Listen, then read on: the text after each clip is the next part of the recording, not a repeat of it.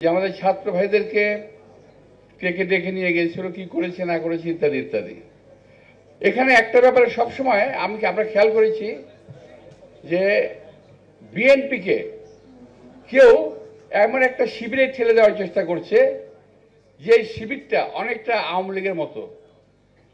কেউ চেষ্টা করছে, একটা দল আজকে অনেকে বুঝে ফেলেছে কিংবা জানতে পেরেছি, আমরা জানি না, আমরা কিন্তু বুঝি না কেন এটা করে।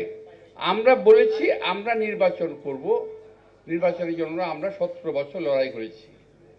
আমাদের নেত্রী জেল খেটেছেন, পৃথিবীতে একমাত্র নেত্রী আমি বলতে পারবো যে যিনি দেশ ছেড়ে পালিয়ে যান নাই। দেশের নেতা কর্মী মাটি মানুষকে ছেড়ে তিনি পালিয়ে যান নাই।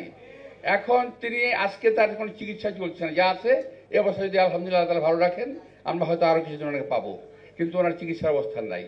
তো এই একটা অবস্থা তিনি বরণ করে নিয়েছেন।